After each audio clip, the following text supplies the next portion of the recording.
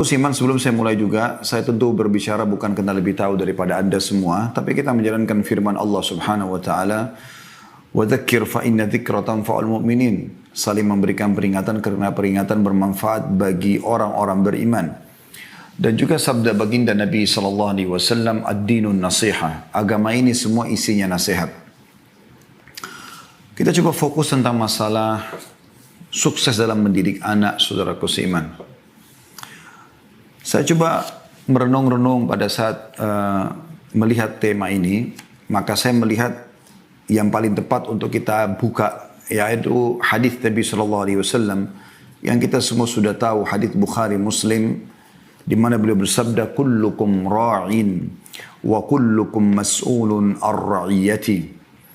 Kalian semua pemimpin dan kalian akan diminta pertanggungjawaban terhadap apa yang dipimpinnya. Lalu baginda Nabi SAW merincikan, apakah yang dimaksudnya pemimpin negara atau memang ada yang lainnya. Nabi SAW mengatakan, "Wal imamu ra'in wa mas'ulun ar-ra'iyati." Seorang pemimpin negara, dia adalah pemimpin dan akan diminta pertanggungjawabannya. "War-rajulu ra'in fi ahlihi wa mas'ulun ar-ra'iyati." Dan seorang laki-laki, dia bertanggung jawab terhadap keluarganya sebagai suami dan sebagai ayah kalau sudah punya anak. Dan juga akan diminta pertanggungjawaban. Wal mar'atu ra'iyatun fi baiti zawjiha wa mas'ulatun ar-ra'iyatiha. Begitu pula dengan wanita, dia adalah pemimpin di rumah suaminya dan akan diminta pertanggungjawaban dari apa yang dia pimpin. Rumah, penataannya, kerapiannya, makanannya, segala macam kebutuhan rumah. Begitu juga dengan anak-anak yang dititipkan di rumah oleh suaminya.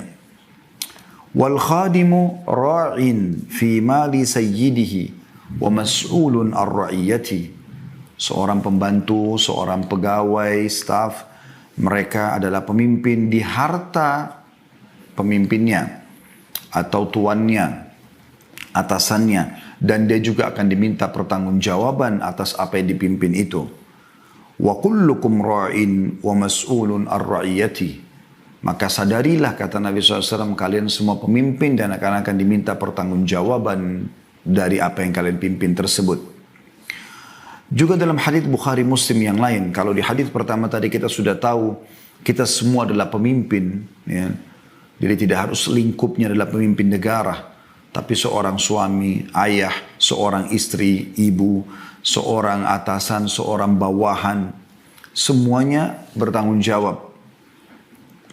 Maka Nabi SAW mengingatkan dalam hadis Bukhari yang Muslim, hadis Bukhari Muslim yang lain berbunyi, "Ma min abdin yastar'ihi Allahu ra'iyatan yamutu yawma yamutu wa huwa ghashun li ra'iyatihi illa harramallahu alaihi al-jannah."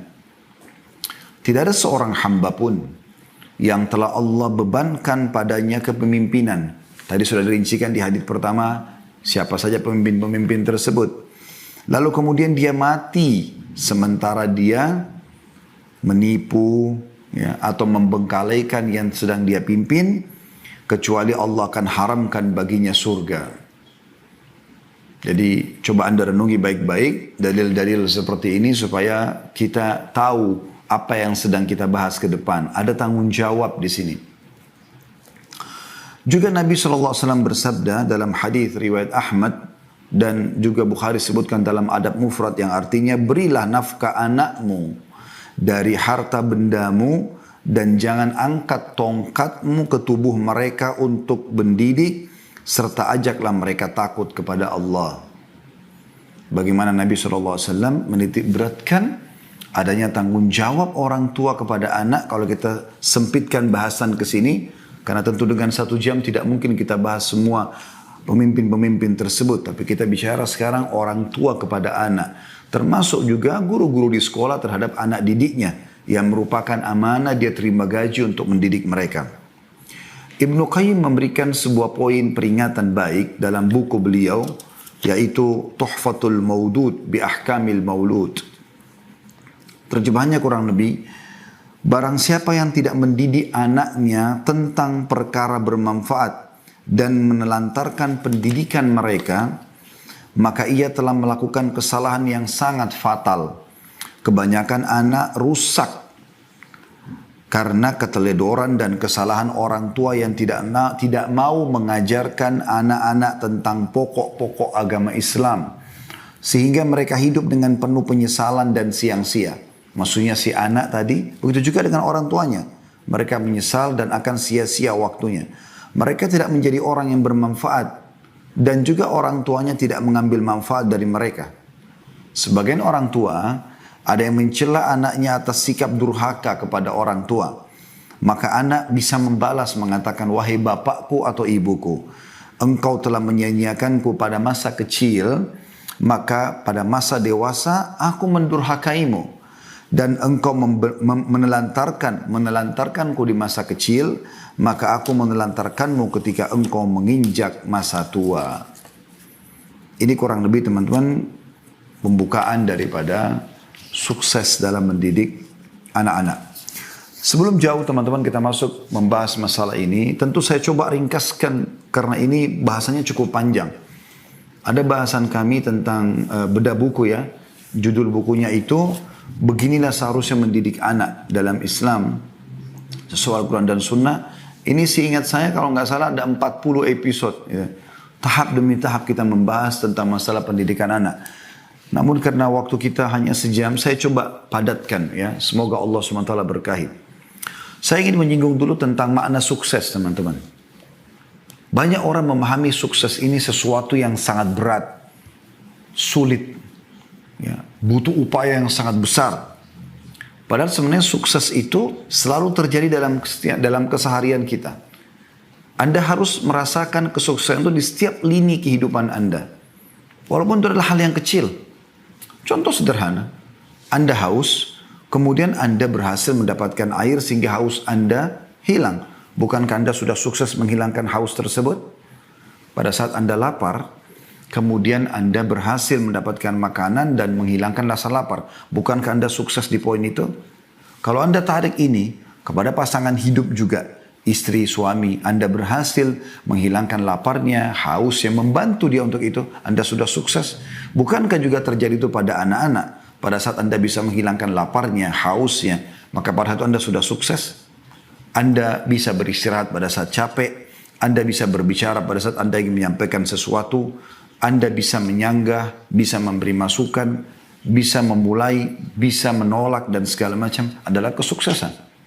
Oleh karena itu teman-teman, sukses ini adalah dia masuk ke setiap lini kehidupan kita dan substansial kehidupan, dan nanti dia akan kalau digabungkan akan menjadi akumulasi kesuksesan itu. Oleh karena itu teman-teman, kalau Anda berhasil menghilangkan satu sifat buruk diri Anda saja, atau pasangan, atau anak Anda sudah sukses di poin itu. Anda tinggal coba membuka pintu-pintu kesuksesan di lini-lini yang lainnya. Ya. Baik, kita melihat teman-teman kalau pendidikan anak, kudwa kita, suri teladan kita yang terbaik adalah utusan Allah Subhanahu Wa Taala, Rasulullah Sallallahu Alaihi Wasallam. Rasulullah SAW adalah sebaik-baik pendidik. Dan kita lihat bagaimana beliau mendidik anak. Dinukil dalam sebuah riwayat dari Ummul Mukminin Aisyah radhiyallahu anha, beliau berkata, ada sekelompok orang datang kepada Rasulullah sallallahu alaihi wasallam, lalu mereka bertanya, apakah Anda mencium anak-anak Anda? Beliau menjawab, iya. Maka mereka berkata, demi Allah, kami tidak pernah mencium anak-anak kami. Maka Rasulullah SAW bersabda, apakah aku mampu menghalangi bila Allah telah mencabut perasaan sayang dari hati kalian? Hadits ini diriwayatkan oleh Bukhari dan Muslim. Di dalam riwayat lain, Abu Hurairah radhiyallahu anhu menukil bahwasanya Nabi SAW pernah mencium Al-Hasan bin Ali radhiyallahu anhuma, cucu beliau. Maka Aqra bin Habis radhiyallahu anhu, seorang sahabat Nabi tapi tinggal di padang pasir, seorang badui, berkata, aku punya 10 anak, sementara aku tidak pernah menciumnya. Maka apa kata Nabi SAW? Pendidik yang terbaik, man la yarham la yurham. Siapa yang tidak mengasihi tidak sayang, maka tidak akan disayang. Hadis ini riwayat Bukhari Muslim. Juga dari hadis Jabir bin Abdullah radhiyallahu anhuma, dia berkata bahwa Rasulullah SAW bersabda, "Man la yarhamin nas, la yarhamhullah." Siapa yang tidak mengasihi anak-anak, atau siapa tidak mengasihi manusia, maka dia tidak akan disayangi atau dikasihi oleh Allah. Hadis ini juga riwayat Bukhari Muslim. Ada seorang wanita juga pernah dinukil dari Anas radhiyallahu anhu, datang kepada Aisyah radhiyallahu anha, lalu beliau memberi 3 butir kurma. Maksudnya Aisyah memberikan 3 butir kurma kepada ibu tersebut. Sementara ibu ini diikuti oleh 2 anaknya. Maka ibu tersebut pun memberikan anak-anaknya masing-masing sebutir kurma. Dan ibu pun itu memegang 1 butir kurma. Sementara dia lagi asyik ngobrol dengan Aisyah, tiba-tiba kedua anaknya sudah menghabiskan kurmanya, lalu meminta lagi dari ibunya. Lalu ibu tersebut dengan penuh kasih sayang membelah 2 kurma yang dia belum makan, kemudian dia berikan kepada kedua anaknya. Maka kata Aisyah radhiyallahu anha, aku kagum dengan sikap ibu ini. Maksudnya dalam kondisi dia pun pengen makan kurma itu, tapi dia mendahulukan kedua anaknya karena kasih sayangnya. Kemudian dia menanyakan kepada Nabi SAW. Lalu Nabi SAW mengatakan, وَمَا يُؤْجِبُكَ مِنْ ذَلِكَ لَقَدْ رَحِمَهَ اللَّهُ بِرَحْمَتِهَا صَبِيِّهَا. Kenapa engkau heran, hai Aisyah? وَمَا يُؤْجِبُكِ مِنْ ذَلِكَ. Apa yang membuatmu heran dengan itu, hai Aisyah? Sesungguhnya Allah telah merahmatinya karena kasih sayangnya kepada kedua anaknya. Dalam riwayat lain, Allah telah memasukkan dia ke dalam surga karena perbuatan itu kepada anaknya. Hadis ini riwayat Bukhari. Ini salah satu metode yang digunakan Nabi SAW, yaitu mendahulukan kasih sayang, perhatian. Nanti kita akan bahas insya Allah teman-teman sekalian tentang kriteria pemimpin yang terbaik atau pemimpin yang baik. Ya. Tapi ini kita sedang membahas bagaimana Nabi SAW betul-betul meluangkan perhatian khusus buat anak-anak. Di dalam sebuah riwayat disebutkan juga dari Abu Qatadah Al-Harith bin Rib'i radhiyallahu anhu, bahwasanya Nabi SAW pernah berkata, "Inni la aqumu ila salati wa uridu an utawwila fiha." Aku berdiri mengerjakan salat dan aku ingin niat memanjangkan bacaannya. Fa asma'u buka as-sabi fa atajawwazu fi salati karahiyata an ashukka ala ummihi. Lalu aku tiba-tiba mendengarkan tangisan anak di saf wanita, maka aku meringkaskan salatku karena khawatir nanti ibunya menjadi sulit atau merasakan kesulitan antara memilih salat dengan anak. Itu saking pentingnya bagaimana anak punya perhatian khusus gitu. Walaupun kita sedang ibadah kepada Allah Subhanahu wa taala.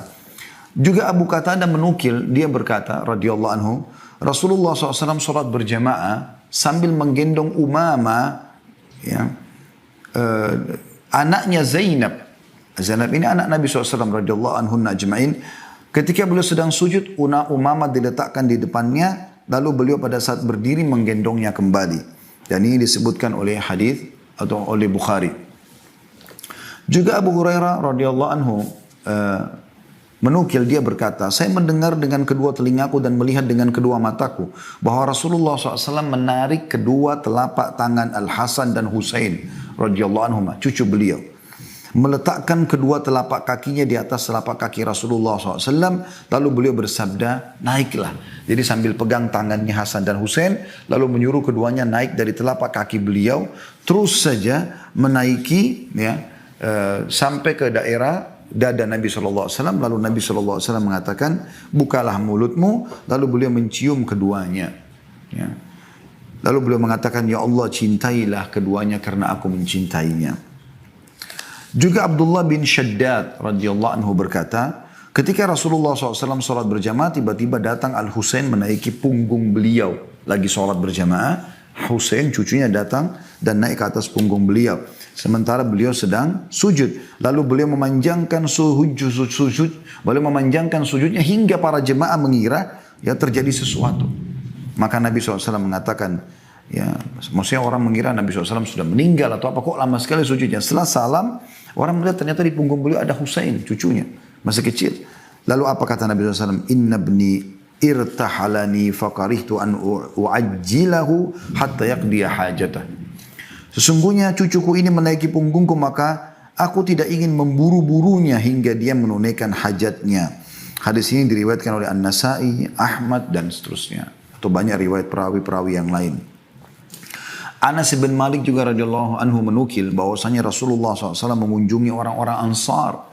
Dan beliau memberi salam kepada anak-anak kecil, mengusap-ngusap kepala mereka. Sangat luar biasa penyayangnya dengan anak-anak. Sehingga apapun nanti yang disampaikan, diterima. Karena anak-anak merasa ada kasih sayang itu.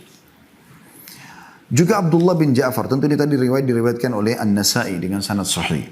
Abdullah bin Ja'far juga radhiyallahu anhu berkata, Rasulullah SAW mengusap radhiyallahu anhu, ya, dia adalah ayah sahabat. Ja'far ini kakaknya Ali bin Abi Thalib, lebih tua 10 tahun radhiyallahu anhum ajma'in. Kata Abdullah anaknya Ja'far, Rasulullah SAW mengusap kepalaku dengan tangannya. Kira-kira beliau mengusap 3 kali dan setiap mengusap beliau selalu berdoa, ya Allah berilah ganti kepada Ja'far dengan kebaikan pada anaknya. Dan hadis ini diriwayatkan oleh Ahmad dan Hakim dalam kitab Mustadrak dan dikatakan sahih. Dan kita tutup di bahasan ini teman-teman, di poin ini maksud saya, yang sedang kita bahas tentang bagaimana Rasulullah SAW sebagai pendidik, adalah riwayat Ibnu Asakir meriwayatkan dari Abdullah bin Ja'far juga radhiyallahu anhu, dia berkata, bila Rasulullah SAW datang dari pepergian, dari jihad, dari umrah, haji, beliau pada saat pulang, ya, beliau disambut oleh anak-anak kecil dari keluarganya.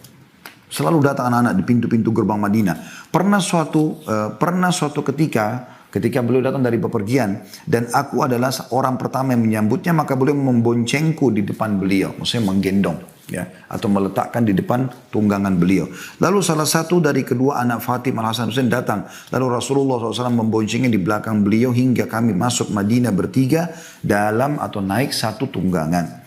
Hadis ini atau riwayat ini diriwayatkan Imam Muslim. Juga disebutkan mirip dengan riwayat ini, bahwasanya Nabi SAW kalau datang dikerumuni oleh anak-anak kecil Madinah. Mereka datang, ya, kemudian mereka mengurumuni Nabi SAW. Lalu Nabi SAW menggendong dengan tangan kanan, ada yang dengan tangan kiri, ada yang bergelantungan di kaki Nabi SAW dan di punggung beliau SAW. Ya, saking disukainya sama anak-anak kecil. Kemudian beliau kalau sudah tidak mampu lagi mengangkat, masih ada anak-anak datang, beliau mengatakan kepada para sahabat, gendonglah mereka. Padahal beliau dalam keadaan kondisi letih datang dari safar. Bagaimana, ya, suri teladan kita Nabi SAW memulai mendidik anak dengan kasih sayang.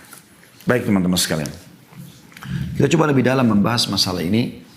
Kita akan coba bahas kriteria pendidik teladan. Ini terjadi buat orang tua juga, buat tentunya teman-teman yang menjadi tenaga pengajar di sekolah, ya. Saya berharap Anda sebagai orang tua harus menyadari anak-anak tidak diberikan oleh Allah SWT kepada Anda, ya, kecuali memang sebagai amanah. Ingat itu. Dan Anda tidak punya pilihan sama sekali. Anda sebagai laki-laki hanya punya sperma, itu pun Allah yang ciptakan. Anda yang ciptakan sperma juga itu. Dan Anda perempuan hanya punya sel telur dan perut di tempat untuk menampung bayi tersebut. Kemudian lahirlah bayi tersebut. Kita bahkan tidak bisa pilih laki-laki atau perempuan. Kita tidak bisa memilih bagaimana alisnya, matanya, hidungnya, bibirnya. Kita tidak bisa milih semua. Tidak bisa ada yang kita pilih sama sekali. Maka ini teman-teman sekalian, sebuah pelajaran penting. Ternyata ini bukan milik kita. Allah SWT amanahkan. Ya. Maka ada sebuah tanggung jawab di situ. Dan ada sebuah peluang pahala besar di situ. Begitu juga Anda sebagai guru di sekolah. Teman-teman sekalian, lupakan masalah gaji.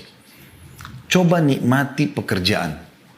Apa yang sedang kita kerjakan. Saya juga kebetulan lama menjadi guru. Baik itu di pesantren ataupun di universitas menjadi dosen. Dan saya melihat tidak ada cara yang paling efektif untuk bisa memberikan informasi yang tepat kepada anak didik kita, kecuali dengan kita menikmati pekerjaan tersebut. Kita ikhlas. Saya pribadi menjadikan mereka adalah aset-aset amal jariah saya. Saya berharap siswa di pesantren dulu ayah saya didik di Makassar. Dan juga teman-teman mahasiswa dulu yang saya ajar di kampus. Saya berharap mereka tidak keluar kecuali mereka akan menjadi amal jariah buat saya. Saya berusaha menukil itu dan saya tidak pernah pikirkan masalah gaji yang saya terima. Karena itu pasti akan datang. Dalam istilah para ulama, ya, kalau kau kejar akhirat, duniamu akan ikut. Kalau kau kejar dunia, akhiratmu akan luput. Maka coba nikmati itu. Sehingga Anda tidak pernah menghubungkan antara bagaimana mengubah karakter yang buruk dari seorang anak, bagaimana kita membentuk dia menjadi seorang tokoh atau orang yang baik, ya, dengan gaji yang Anda terima atau upah yang Anda terima. Bagi kita adalah ini amal jariah. Bagaimana saya bisa mengubahnya? Imam Syafi'i rahimahullah pernah punya seorang murid, teman-teman sekalian. Itu muridnya lamban sekali kalau dia memahami sesuatu. Maka Imam Syafi'i tahu masalah itu. Dan dia selalu duduk di belakang orang itu. Apa yang terjadi? Imam Syafi'i rahimahullah seorang pendidik yang luar biasa. Dia tahu bukan upah yang dia pikirkan. Tapi yang dia pikirkan adalah pahala yang dia bisa dapatkan. Maka dia biarkan seluruh muridnya keluar. Kemudian dia tahan anak tersebut. Lalu mulailah beliau mengulang-ulangi materi itu pelan-pelan. Sampai anak itu faham. Sampai pernah anak ini mengatakan, wahai imam, saya orangnya begini. Anda tidak usah buang-buang waktu buat saya. Kata beliau, tidak. Sampai kau memahami apa yang saya sampaikan. Saking luar biasanya kalau orang kejar target akhirat, pahala, ya bagaimana menjadikan orang ini depan saya sebagai aset amal jariah itu luar biasa. Mirip dengan alam dakwah ya. Kalau saya pribadi, saya tidak pernah melihat kekurangan seseorang atau pelanggaran agama yang terjadi padanya adalah sesuatu yang harus saya perangi. Tetapi saya melihat itu adalah aset amal jariah buat saya. Ada wanita belum berhijab kah? Ada orang belum sholat kah? Ada orang belum puasa kah? Ada orang punya kesalahan apalah dalam agama. Bukan untuk kita musuhi. Justru kita tersenyum. Menjadikan itu sebagai kesempatan kita. Jangan didahului oleh orang lain untuk memberikan nasihat kepada dia. Berapa banyak orang yang kita bengkalikan, tidak kita nasihatin, tidak kita luruskan. Ternyata dia mendapatkan hidayah dari orang lain. Dan orang lain itu yang mendapatkan pahalanya. Imam Abu Hanifah rahimahullah. Anda kalau belum tahu beliau salah dari 4 imam mazhab. Anda sudah tahu alhamdulillah. Dan beliau dikenal dengan imam. Imam itu kayak tokoh. Seperti tokoh mazhab ya. Itu menghafal minimal 500.000 hadis kalau saya tidak salah. Dan sekian banyak ya luar biasa. Dan Imam Abu Hanifah itu sekarang mazhabnya umumnya diterapkan di Afrika, di Eropa, di India. Banyak menggunakan mazhab Abu Hanifah rahimahullah. Beliau itu mulai belajar agama, mulai lebih menekuni di umur 30 tahun lebih. Tapi bukan itu yang sedang kita bahas. Sebabnya adalah beliau pernah sholat di masjid. Kan? Beliau pedagang sutra di Irak. Kemudian beliau sholat di masjid. Pada saat beliau sholat ternyata cara sholatnya salah. Dan ditegur oleh orang di sebelahnya. Maaf tadi sholat anda salah, yang benar tuh begini. Misal begitu saja. Maka Abu Hanifah mengatakan saya pun malu. Masa saya di umur sekian masih salah sholatnya. Lalu beliau mulai mempelajari agama sampai menjadi tokoh madhab. Sekian juta orang sekarang mengikuti ajaran beliau. Ya, madhab beliau. Ya, yang dinukil tentang hukum fikih, tata cara sholat, puasa, dan luar biasa banyak yang lainnya. Pertanyaan sederhana teman-teman. Pernah nggak orang yang sedang menasihati Abu Hanifah tadi untuk membetulkan sholatnya berpikir yang dia nasihati ini akan menjadi imam madhab? Pernah nggak anda renungi teman-teman yang orang tadi meluruskan sholat satu kesalahan tadi ternyata bisa panen seluruh pahalanya Abu Hanifah rahimahullah. Itu luar biasa. Ya. Baik teman-teman. Kriteria pendidik yang baik, yang pertama bagi orang tua dan juga anak, bagi guru ya maaf, bagi orang tua dan juga guru pendidik di lembaga pendidikan. Yang pertama teman-teman, pemaaf dan tenang. Ini penting sekali, pemaaf dan tenang. Kalau orang sudah seperti kita sudah bisa mengontrol emosi segala macam, maka tentu orang tidak akan melakukan kesalahan. Dan kalau anda selalu yang terbawa adalah emosional, anda tidak akan pernah bisa memperbaiki orang. Perhatikan apa yang Allah sebutkan tentang masalah pemaaf ini. Allah sebutkan dalam surah Al-Imran, surah nomor 3 ayat 134. Kalau anda yang sedang mengikuti acara kita ini bisa membuka aplikasi Al-Quran di handphone, coba dilihat ya. Al-Imran surah nomor 3 ayat 134. Allah Subhanahu wa taala berfirman, "A'udzubillahi minasyaitonirrajim wal qadhiminal ghaidha wal 'afina 'anil nas wallahu yuhibbul muhsinin." Ini tentu potongan ayat ya. Potongan ayat Al-Imran 134. Yang bunyinya, dan orang-orang yang menahan amarahnya. Qadhiminal ghaidh, kata ulama, ya adalah orang yang marah dalam kondisi dia punya power, dia dalam kondisi benar, dia marah, dia bisa lampiaskan, tapi dia qadhim. Qadhim artinya dia menahannya. Justru pada saat itu, wal qadhiminal ghaidh, Allah malah memuji mereka. Lalu Allah mengatakan wal afina 'anil nas, orang yang suka memaafkan orang lain. Maafkan. Mereka masih jahil. Kalau mereka sudah tahu seperti kita, maka tentu saja mereka tidak akan lakukan. Maafkan mereka. Jadikan mereka tadi saya bilang aset amal jariah anda. Wallahu yuhibbul muhsinin, dan Allah suka orang-orang yang berbuat kebaikan. Maksudnya siapa? Tadi orang yang menahan emosinya, Padahal dia bisa melampiaskan karena dia seorang guru, dia orang tua, dia bisa main pukul, main segala macam hukum. Tapi tidak. Dia dahulukan sifat kasih sayangnya, pemaafnya. Dalam ayat yang lain, Allah SWT memerintahkan dalam surah Al-A'raf ayat 199. Al-A'raf 199 yang berbunyi, A'udzu billahi minasyaitonir rajim, khudil afwa wa'mur bil 'urfi wa'arid 'anil jahilin. Peganglah sikap memaafkan. Pelongkan. Tapi dia jahat Ustaz. Iya. Tapi kan dia bodoh Ustaz. Iya. Kita juga tahu. Semua juga orang tahu. Tapi agama Anda, Allah Tuhan Anda mengajarkan Anda apa? Allah mengatakan khudil afwa. Peganglah sikap memaaf itu. Dah. Kita ada masalah, maafin. Ya. Dan suruh orang mengerjakan yang ma'ruf. Ajarkan mereka supaya mereka tidak salah lagi. Dan berpalinglah dari orang-orang jahil. Maksudnya jangan jadikan mereka sebagai teman, tapi luruskan kesalahan. Juga dalam surah Al-Hijr ayat 85, ya, Allah Subhanahu wa taala berfirman, A'udzubillahi minasyaitonir rajim, fasfahis safhal jamil. Maafkanlah mereka dengan pemaafan yang baik. Awet muda berhasil akan mendidik. Itu luar biasa. Mendidik. Saya dapat kisah tentang Syekh Sudais, Abdurrahman Sudais, Imam Masjid Haram. Sekarang sudah 60 tahun lebih umurnya. Hafizahullah, beliau hafal Quran. Kalau baca Quran, siapa yang tidak suka suaranya? Saya pernah ke hutan Afrika, hutan di Irian ya. Itu saya dengar masjid, di sana itu ada melantunkan tilawahnya Syekh Sudais. Saya sampai berpikir, kalau Syekh Sudais tahu suaranya sampai di hutan-hutan Irian ditilawahkan, mungkin beliau menangis. Luar biasa gitu. Salah satu kisah pernah dinukil oleh seseorang mewawancarai beliau sambil bertanya, apa kata kunci suksesnya Anda ini? Apa kata beliau? Dulu waktu saya kecil kalau saya nakal, ya, maka ibu saya mengatakan, pergilah ke Masjid Haram, semoga kau jadi imam haram. Ibunya lagi marah, bukan malah marah. Tapi dia malah mendoakan kebaikan. Dia mengatakan, pergilah ke Masjid Haram. Artinya, sekarang kau Masjid Haram, terserah mau buat apa di Masjid Haram. Kalau sholat ikut sholat, ada ulama ikuti halakanya, tapi secara umum pergilah ke Masjid Haram. Semoga kau jadi imam haram. Selalu itu yang dinukil. Sambil tersenyum beliau mengatakan, itulah rahasia saya bisa menjadi imam. Banyak orang jadi imam Masjid Haram, tapi siapa yang dikenal? Pilihan dihitung jari, termasuk beliau. Hafizahullah. Baik teman-teman sekalian, tentu ini bahasanya panjang, saya langsung masuk ke sifat yang kedua. Yaitu tadi pemaaf, yang kedua adalah lemah lembut. Dan menjauhi sifat kasar. Bedakan antara tegas sama kasar. Beda ya. Tegas itu lakukan ini, jangan lakukan ini, itu tegas. Boleh tegas. Rasulullah SAW tegas di beberapa hal. Kalau memang itu sudah sampai pada pelanggaran agama misalnya. Tapi bukan keras. Keras itu mata melotot, tangan melayang, kaki menendang. Mulutnya kotor mengucapkan kata-kata yang luar biasa. Perhatikan. Bagaimana Aisyah menukil kisah atau riwayat bahwasanya baginda Nabi SAW bersabda, Inna allaha rafiqun yuhibbur rifqa. Allah itu lemah lembut, maha lemah lembut. Dan dia mencintai kelemah lembutan itu.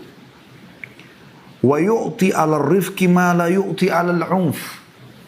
Dan dia memberi karena sikap lemah lembut sesuatu yang tidak diberikan kepada sikap yang keras. Artinya efek hasilnya beda. Lemah lembut dengan keras. Wa ma la yu'ti 'ala ma siwah. Dan juga segala sesuatu yang tidak diberikan kepada selainnya. Maksudnya selain lemah lembut. Apapun metode selain lemah lembut, maka akan efeknya beda dengan lemah lembut. Ya. Dan ini diriwayatkan, sudah disebutkan tadi oleh Bukhari. Ya. Atau dinukil sebelumnya ya. Kemudian Aisyah berkata juga, Nabi SAW bersabda, Idza arada Allah bi ahli al-bait, idza arada Allah bi ahli baitin khairan adkhala alaihim rifqa. Ketahuilah, jika Allah menghendaki kebaikan pada satu keluarga, maka Allah akan memasukkan kepada mereka sikap lemah lembut. Hadis ini riwayat Ahmad, Bukhari, dan juga Al-Baihaqi. Jadi kalau di rumah Anda ada lemah lembut, tutur kata yang santun, suami pada istri, istri pada suami, orang tua pada anak, anak pada orang tua, berarti Allah sedang menginginkan kebaikan buat rumah tangga Anda. Ini luar biasa. Begitu juga dengan lembaga pendidikan tentunya. Ya. Kemudian dalam hadis yang lain kata Nabi SAW, Inna Allah rafiqun yuhibbur rifqa fil amri kullih. Allah itu maha lemah lembut dan dia mencintai kelemah lembutan dalam segala urusan. Ya, kalau anda tadi mengatakan, mungkin nggak kita pilih-pilih. Kata Nabi SAW, segala urusan. Kelemah lembutannya. Ini diriwayatkan juga sama oleh Imam Ahmad. Juga Ummul Mukminin radhiyallahu anha menukil bahwasanya Rasulullah SAW bersabda, ini maksudnya Aisyah Ummul Mukminin radhiyallahu anha, "Alaikum birrifqi inna rifqa la yakunu fi syai'in illa zanah, wa la yunza'u min syai'in illa syanah." Bersikap lemah lembutlah, sungguhnya tidaklah kelembutan terdapat pada sesuatu kecuali akan membuatnya indah, dan tidaklah dicabut dari segala sesuatu kecuali akan merusaknya. Diriwayatkan oleh Muslim. Ya. Disebutkan dalam hadis yang lain di poin ini ya, sikap yang kedua itu lemah lembut, yaitu hadis yang diriwayatkan Muslim. Kata Jabir bin Abdullah radhiyallahu anhu, Rasulullah SAW bersabda, "May yuhramil rifqa yuhramil khaira kullah." Siapa yang telah terharamkan ya, memiliki sifat kelemah lembutan, dia memang tidak ada dalam dirinya, semuanya melotot, semuanya kasar, semuanya emosional, maka dia telah diharamkan atau terharamkan dari seluruh kebaikan. Sifat yang ketiga, ya, yaitu penyayang. Ya. Penyayang ini artinya selalu ingin mendahulukan orang lain. Tadi kan lemah lembut ya. Penyayang. Dinukil dari Imam Bazzar meriwayatkan dari Ibnu Umar radhiyallahu anhu bahwasanya Rasulullah SAW bersabda, sungguhnya Allah tidak menyayangi orang yang tidak sayang kepada anaknya. Sesungguhnya Allah tidak menyayangi orang yang tidak sayang pada anaknya. Anak kandungnya, anak tirinya, anak didiknya. Demi zat yang jiwaku ada di tangannya, tidak akan masuk surga kecuali orang yang penyayang. Kami berkata, wahai Rasulullah, kami semua adalah orang-orang yang penyayang. Maka beliau SAW bersabda, seorang penyayang bukanlah yang menyayangi temannya semata, tapi menyayangi seluruh umat manusia. Jadi kalau anda maksudkan sayang hanya pada orang-orang tertentu yang anda hormati, maka berarti belum. Yang dimaksud di sini adalah yang menyayangi semua manusia, apalagi anak, apalagi pasangan, apalagi orang tua. Ya. Dan ini dinukil dari Abu Ya'la di dalam buku beliau. Baik, tentu di sini teman-teman sekalian cukup banyak dalil-dalilnya, tapi saya cukupkan. Kemudian yang keempat, ketakwaan. Ya, ketakwaan. Artinya kepatuhan kepada Allah Subhanahu Wa Taala. Ini termasuk penting. Bagaimana kita kalau mau anak kita menjadi orang yang saleh dan salehah, anak didik kita menjadi begitu, kita harus lebih dulu takwa. Takwa ini maksudnya tunduk dan patuh kepada Allah. Dan ini perintahnya cukup banyak dari dalam Al-Quran. Di antaranya adalah firman Allah Subhanahu wa taala dalam surah Al-Imran 102. A'udzu billahi minasyaitonir rajim. Ya ayyuhalladzina amanu taqullaha haqqa tuqatih. Al-ayat. Hai orang beriman, bertakwalah kepada Allah dengan sebenar-benar takwa, patuh. Juga dalam surah At-Talaq, ayat yang sudah masyhur, ayat 2 sampai ayat 3. A'udzu billahi minasyaitonir rajim. Wa may yattaqillaha yaj'al lahu makhraja. Siapa yang bertakwa kepada Allah, Allah akan memberikan solusi dari permasalahan hidupnya.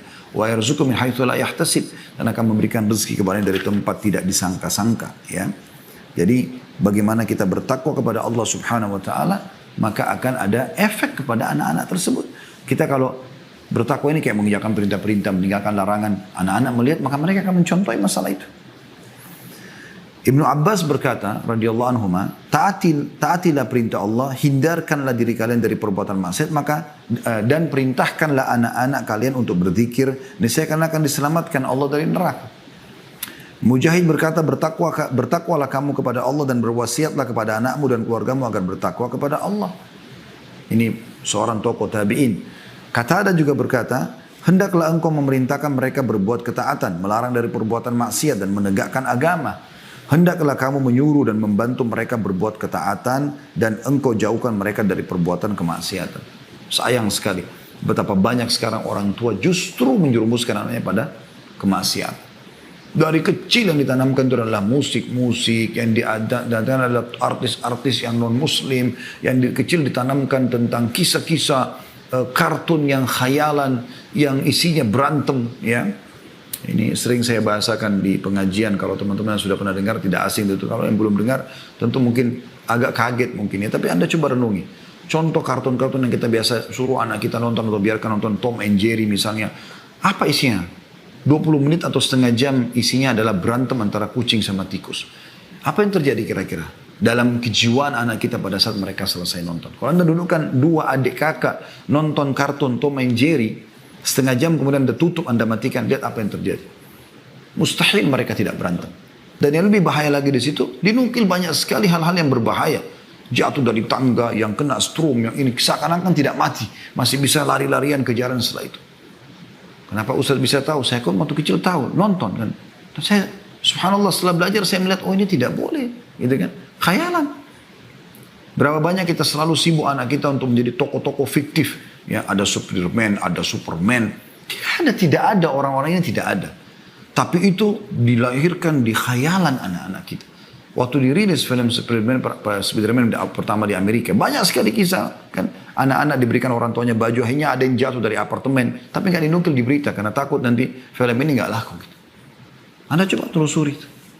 Karena memang dibuat khayalan, jaring keluar dari tangan segala macam, padahal tidak ada. Kan tapi bagus filmnya Ustaz. Memang bagus. Kalau nggak bagus nggak akan laku. Tapi Anda bicara masalah pendidikan. Berapa banyak orang tua tidak menyadari masalah itu. Tidak ada ketakwaannya. Tidak menanamkan hal yang haram. Dia duduk nonton film-film barat, film-film action yang banyak. Mungkin ada ciuman, ada perempuan tidak pakai hijab. Anak-anaknya duduk di sebelahnya sambil nonton. Anda jangan pikir anak-anak kalau sedang bermain tidak memperhatikan ya. Mereka sangat jeli. Bahkan lebih jeli daripada kita.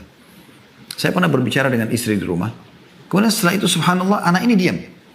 Setelah itu dia bicara datang kepada seorang tamu di rumah. Lalu dia ceritakan. Kalau ada cerita begini loh. Padahal itu cerita. Dia pada saat itu diam.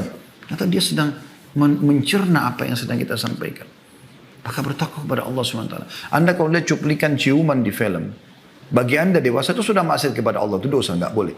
Tapi sekarang kalau Anda lakukan. Mungkin Anda dewasa Anda minimal Anda akan mengatakan oh itu cara orang barat. Maksimalnya Anda terpengaruh untuk melakukan juga perbuatan kemaksiatan yang sama kan. Tontonannya akan menarik kan gitu. Tapi anak-anak Anda apa yang terjadi?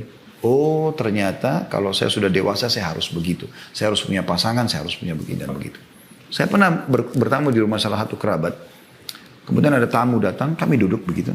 Terus tiba-tiba tamu ini kebetulan juga bawa anak kecil perempuan. Yang punya rumah ini punya anak kecil laki-laki. Setelah lama kita ngobrol, tiba-tiba orang tuanya mengatakan, mana si Fulan? Dia cari anak laki-lakinya. Kemudian dia berdiri, dia masuk ke dalam kamar, ditemukan anaknya laki-laki sedang di atas ranjang dia menutup selimut dan anak tamu tadi yang perempuan itu ada di bawahnya yang sedang ditimpa oleh dia. Kira-kira dari mana anak ini menangkap? Oh, anak itu umurnya 3 tahun pada saat itu. Karena dia menyaksikan orang tuanya.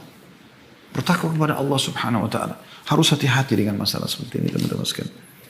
Yang kelima, yang ciri yang baik adalah berdoa yang baik buat anak-anak. Ini penting sekali teman-teman sekalian. Tadi sudah contoh salah satunya Syekh Sudes tadi ya. Bagaimana ibunya pada saat marah pun justru mendoakan yang baik. Pergilah ke Masjid Haram, semoga kau jadi imam haram. Dikabulkan oleh Allah SWT.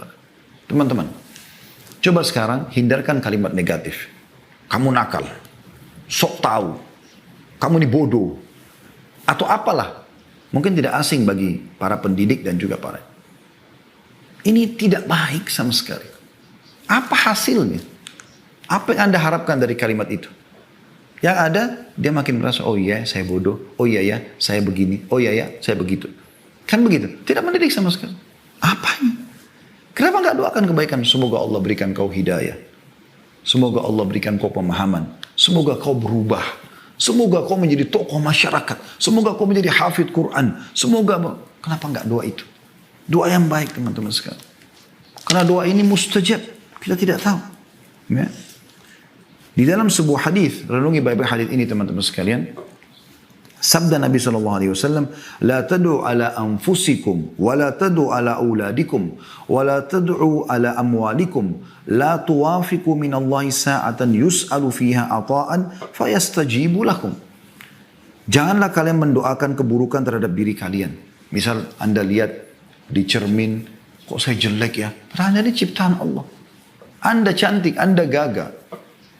Walaupun Anda melihat itu jelek, itu ciptaan Allah Subhanahu Wa Taala. Kita cuma menunggangi badan ini kok, ya kan? Jangan doakan keburukan. Naik mobil sedikit saja, ya, mogok mobil atau apa, sial. Apalah sial, apalah sial. Selalu gitu. Membodoh-bodohi diri, mendoakan buruk. Ini kan jadi doa semua. Untuk apa kalimat buruk keluar? Stop. Kalimat buruk berhenti. Kalimat baik saja. Ya. Jangan kalian mendoakan keburukan buat diri kalian. Jangan kalian mendoakan keburukan terhadap anak kalian. Kau ini nakal sekali. Menyesal saya melahirkan kau. Apalah kalimat-kalimat buruk. Dan jangan kalian mendoakan keburukan terhadap harta kalian. Tadi mobilnya sial, rumahnya, apa sih ini motor, gitu. Selalu dianggap remeh. Jangan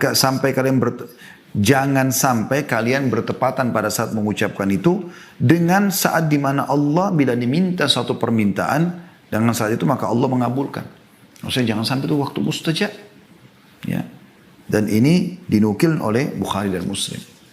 Dalam riwayat lain, jangan sampai malaikat melewat dan mengaminkan lalu terjadilah. Maka ini harus hati-hati teman-teman sekalian. Ya. Terutama para ibu-ibu, ya, lebih baik karena banyak interaksi sama anak, mungkin karena ayah banyak di waktu di luar rumah, maka mungkin mereka tidak melewati banyak hal-hal yang mungkin kita anggap tanda kutip pelanggaran-pelanggaran anak, jatuhkan gelas, jatuhkan piring, jatuhkan ini, apalah segala macam. Padahal itu mereka tidak tahu. Teman-teman sadarkan diri kita, kalau kita menjadi mereka, ya, atau mereka menjadi kita, apakah mereka akan jatuhkan gelas itu? Kan tidak mungkin. Mana lebih Anda sayangi? Gelas yang pecah atau anak Anda? Kadang-kadang anak dipukul sampai memar hanya kena gelas. Gelas bisa Anda beli, anak nggak bisa. Ada seorang ayah baru beli mobil, bersihkan mobilnya, lalu kemudian anaknya datang pegang beberapa alatnya yang kebetulan atau tangannya belepotan gitu. Kemudian dipegang mobil yang baru habis dicuci. Karena marah diambillah satu besi yang dipakai untuk membuka ya atau memperbaiki mobilnya, dipukul tangan anaknya sampai patah. Akhirnya anak itu patah tangannya. Menangis-nangis, baru nyesal, bawa ke rumah sakit, dioperasi. Kenapa Anda lebih sayang mobil Anda daripada anak Anda? Bagaimana bisa? Mobil bisa dibeli, masih bisa dibersihkan lagi. Gelas masih bisa dibeli, sendok masih bisa dibeli. Berikan pendidikan, agar mereka faham. Dan mereka akan juga mendidikkan itu kepada orang lain. Ya. Kalau ada orang-orang soleh yang temui, minta supaya didoakan. Ummu Sulaim, radhiyallahu anha, dalam sebuah kisah dinukil. Ini Ummu Sulaim, ibunya Anas ibn Malik. Anda kalau baca Anas ibn Malik ini, Anas ini termasuk salah satu dari sekian banyak sahabat yang banyak menukil hadis.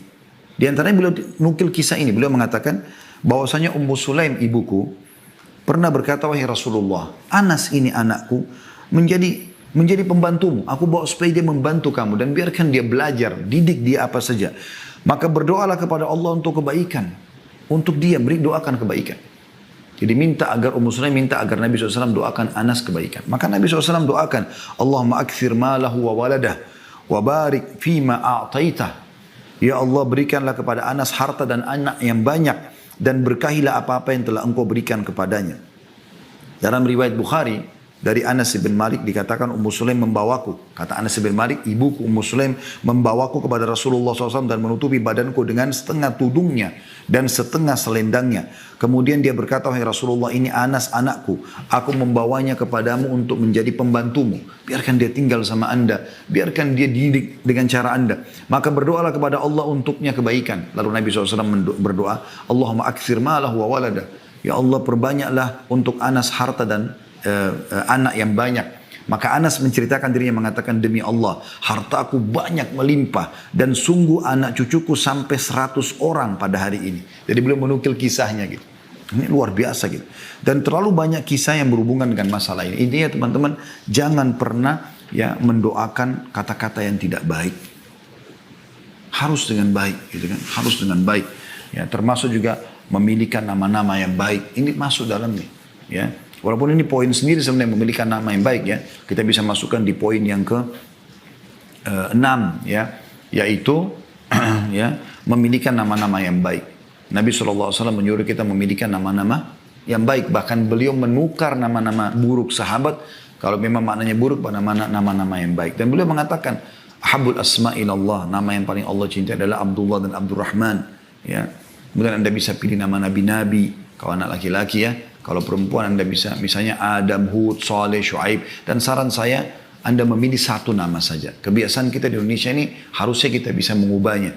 Seringkali satu orang namanya sampai 3 komponen atau 4 komponen. Gitu kan? Lebih baik dihindari. Anda lihat nama-nama para nabi satu. Adam, Hud, Saleh, Shu'aib, Musa, Isa, Muhammad. Dan seluruh nabi-nabi alaihi wasallam. Satu nama. Kalau kita Muhammad, Yusuf, Harun. Muhammad nabi, Yusuf nabi, Harun nabi. Siapa yang mau dipanggil nih? Kadang-kadang sudah nama bagus-bagus begini pun, ya, masih dipanggil dengan nama-nama ejekan. Nama-nama yang tidak baik. Gendutlah, inilah, itulah, apalah, segala macam. Dan itu dijadikan sebagai bahan olokan. Subhanallah. Ini bisa jadi doa buruk teman-teman sekalian. Namakan nama baik. Pernah Nabi SAW mau minum susu unta. Mau disuruh perah susu unta. Beliau mengatakan, siapa yang memerah buat kami? Ada satu orang berdiri mengatakan, saya Rasulullah. Apa yang terjadi? Nabi tanya pertama kali, namamu siapa? Ditanya namanya. Maka dia mengatakan, Mur. Mur itu pahit. Maka kata Nabi SAW, duduklah. Nabi nggak mau diperahkan susu oleh orang yang bernama pahit. Kemudian, Nabi SAW mengatakan, siapa yang memerah buat kami? Berdiri orang kedua. Nabi SAW tanya, siapa namamu? Dia bilang, Harb. Harb itu perang. Kata Nabi SAW, duduklah. Gitu kan? Lalu Nabi SAW mengatakan, siapa yang memerah buat kami? Maka yang ketiga berdiri mengatakan, saya Rasulullah. Nabi tanya lagi, siapa namamu? Dia mengatakan, Aish. Hidup maksudnya. Kata Nabi SAW, perahlah buat kami. Begitu luar biasa. Nabi SAW pernah lewat teman-teman di sebuah tempat, ada 2 gunung. Cuma lewat. Sebelum lewat 2 gunung ini harus dilewatin gitu ya. Maka artinya kebetulan akan lewat di situ. Nabi SAW tanya, siapa yang tahu nama atau julukan 2 gunung ini? Ada sahabat mengatakan, saya Rasulullah. Yang sebelah kanan, Fadih. Fadih itu pembongkar aib. Ya. Yang sebelah kiri, Mukhzi. Mukhzi itu penghina. Artinya orang di situ iseng kasih nama. Ini pohon ini, gunung ini. Padahal gunung itu tidak ada namanya sebelumnya. Tapi dikasih nama buruk. Apa yang terjadi? Nabi SAW suruh cari jalan lain. Nggak mau lewat di situ karena buruknya namanya. Perhatikan ini teman-teman. Luar biasa gitu ya. Kemudian yang ketujuh, lemah lembut dalam bermuamalah. Ini sebenarnya mirip dengan tadi ya, sifat dengan lembut ya. Tapi di sini yang tadi yang sebelumnya adalah lemah lembut di dalam perkataan ya. Kalau di sini dalam muamalah sebenarnya ya. Dalam muamalah ini disendirikan juga oleh para ulama. Artinya lemah lembut dalam bermuamalah ini atau oke, kita langkai saja ini, kita anggap sudah masuk dalam lemah lembut tadi ya.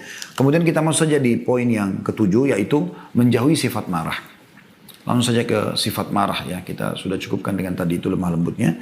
Sifat marah teman-teman sekalian. Nah marah ini harus dikontrol emosi itu. Ya. Disebutkan bahwasanya Nabi SAW hanya marah kalau pelanggaran agama terjadi, itu pun marah beliau niatnya karena kebaikan. Tapi sering kali beliau menasihati, ada pernah sahabat datang mengatakan, ya Rasulullah wasiatkan saya. Supaya saya hidup bahagia, tentram, dunia akhirat. Kata Nabi SAW, la taghdab. Jangan kau marah. Apalagi ya Rasulullah, la taghdab. Jangan kau marah. Apalagi Rasulullah, la taghdab. Jangan kau marah. 3 kali Nabi SAW mengatakan itu. Dan itu disebutkan dalam hadis Bukhari dan juga Ahmad. Juga dalam riwayat Abu Darda radhiyallahu anhu bahwasanya Nabi SAW bersabda, la taghdab walakal jannah. Jangan kau marah, kau akan dapat surga dengan itu. Nah, ini hadis diriwayatkan oleh Tabarani.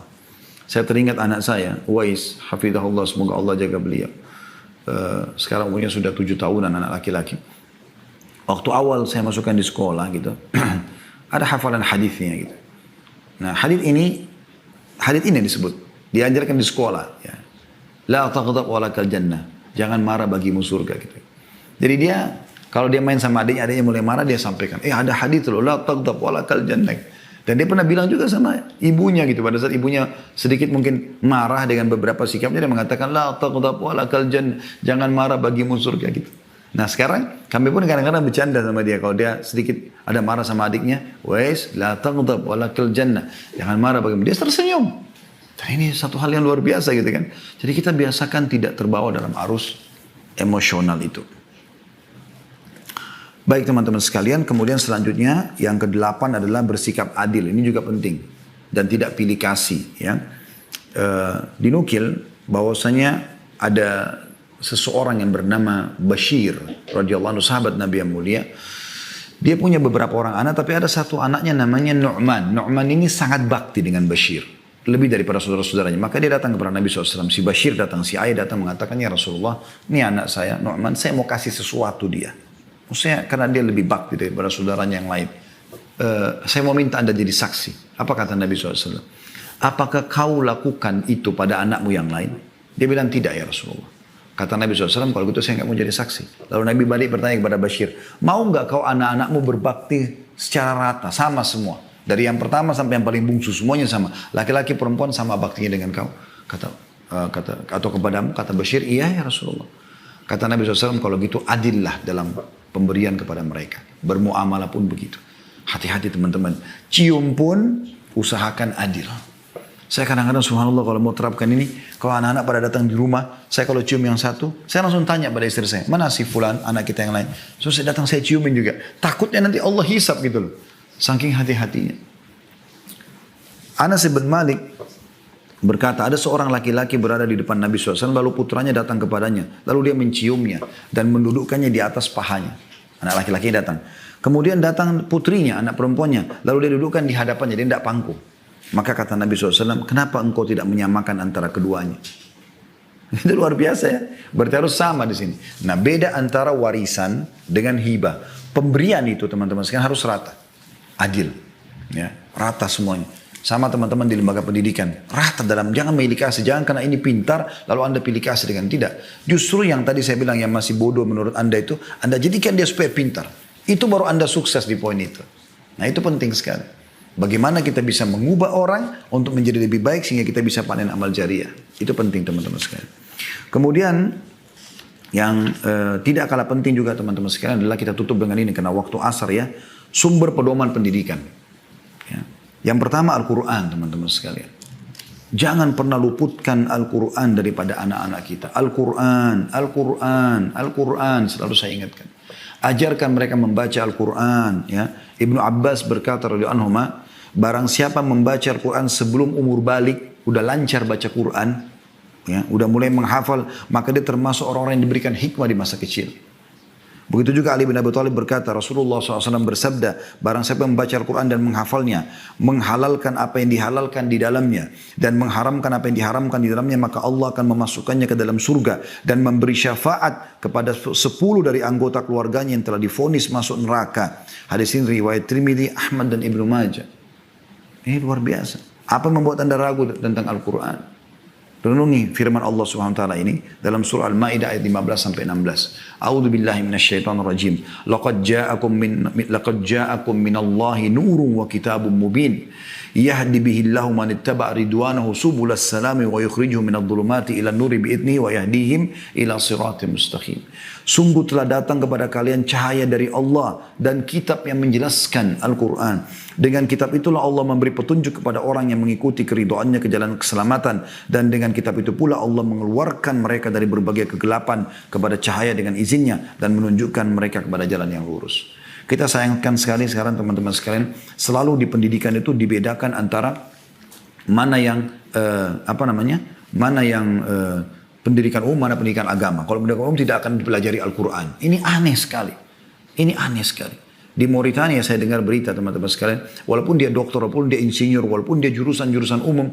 Tapi mereka tuh hafal Quran 30 juz. Mereka kalau duduk di majelisnya, yang mereka bicarakan adalah sebab turunnya ayat ini, perkataan sahabat, ada hadits yang menguatkan ini. Mereka tidak bicara tentang ilmu umumnya. Itu hanya pelengkap bagi mereka. Tapi agama nomor satu. Dan kita sayangkan juga teman-teman sekalian, menyedihkan sekali. Saya selalu menangkap lembaga pendidikan Islam, seperti misalnya pesantren ya, seperti tempat pembuangan saja. Orang tuanya kalau lihat anaknya nakal, nanti ayah atau ibu masukkan kau di pesantren ya, seakan-akan pesantren tempat pembuangan, penjara buat anak-anak nakal. Subhanallah.